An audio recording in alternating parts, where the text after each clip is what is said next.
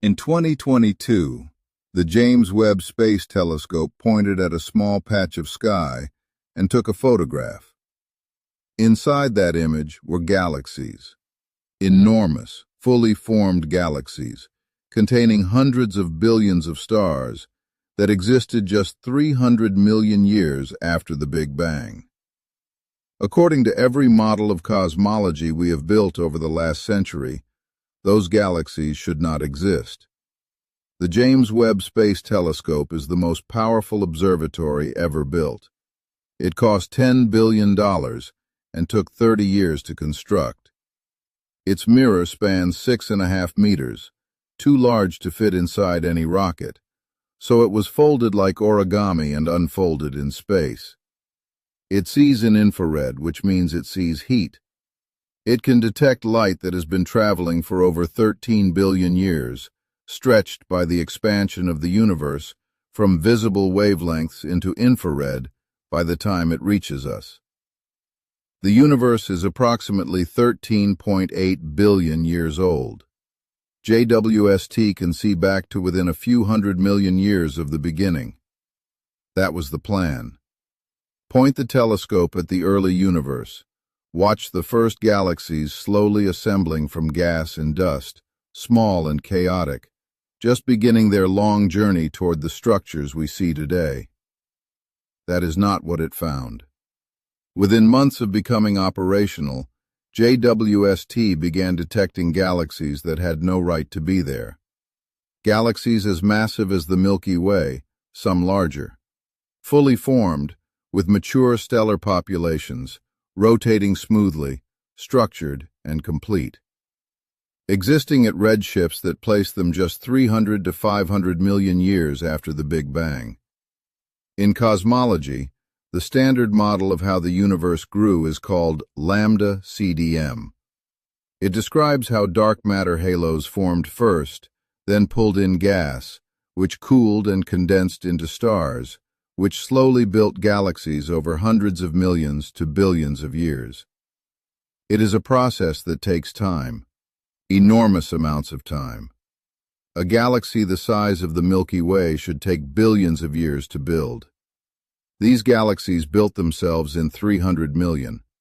One of them, identified in early JWST data and nicknamed the Firefly Sparkle, shows signs of ordered rotation and distinct stellar populations that suggest it formed even faster than that. Astronomers called these galaxies universe breakers, not metaphorically. Several papers published in 2023 used that phrase specifically because the galaxies, if confirmed at the distances JWST measured, would require star formation rates that exceed what the standard cosmological model says is physically possible. The issue is not just that these galaxies are big, it is that they are big too fast. In the lambda CDM model, the early universe was smooth. Matter was almost perfectly evenly distributed. Small fluctuations, quantum ripples from the first moments after the Big Bang, grew slowly under gravity into the cosmic web of dark matter filaments we see today. Galaxies formed at the intersections of those filaments. This process has a speed limit. Dark matter halos can only grow so fast. Gas can only cool and collapse so quickly. Stars can only form at a rate limited by the energy they release, which tends to blow surrounding gas away, slowing further star formation. The galaxies JWST found appear to have ignored all of these limits. To form that many stars in that short a time, these galaxies would need to have converted gas into stars with an efficiency approaching 100%. In the universe we thought we understood, that efficiency is typically 1 to 2%. Astronomers are not panicking, but they are taking this seriously. The first possibility is measurement error. JWST is measuring distances using a technique called photometric redshift, which estimates how far away a galaxy is based on the color of its light. These estimates can be wrong. Spectroscopic follow-up, measuring precise redshifts from the spectrum of individual galaxies, is underway for many of these objects. Some have already been confirmed. They are exactly where JWST says they are. The second possibility is that our model of dark matter is incomplete. If dark matter behaves differently than lambda CDM assumes, if it clumps faster, or if there are more of it in certain regions, then halos could form earlier and more efficiently, allowing galaxies to assemble faster. The third possibility is that star formation in the early universe was simply different. Perhaps in the first few 100 million years, conditions were so different, higher densities, different chemistry, no prior stellar feedback, that galaxies could briefly form stars at rates we have never observed and cannot replicate in simulations today.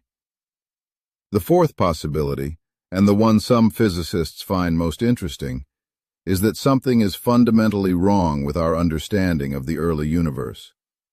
Not just a parameter that needs adjusting, but a structural failure in the model itself. JWST has been operational for less than 3 years. It has already overturned assumptions that took decades to establish. It has found water in the atmospheres of exoplanets. It has detected carbon dioxide and methane, molecules associated with biological processes on Earth, on a planet orbiting another star. It has imaged the atmospheres of worlds we once thought too distant to characterize. And it keeps finding things in the early universe that do not match what the models predict. Every time the James Webb Telescope points at the deep sky, it is looking at light that left its source before Earth existed, before the Sun existed, before this galaxy had taken its current shape. It is archaeology performed at the speed of light, over distances the human mind cannot meaningfully comprehend. And what it is telling us is that the universe assembled itself faster and stranger than we thought. The standard model of cosmology has survived every test thrown at it for 60 years. Dark matter, dark energy, the cosmic microwave background, the large-scale structure of the universe, all of it fits. But JWST has found the cracks. Not enough to break the model yet. Enough to know that something, somewhere in our understanding of the first billion years, is missing. We built the most powerful telescope in human history to see the beginning of the universe. We pointed it at the sky, and the universe looked back and told us we had it wrong. We are still figuring out what right looks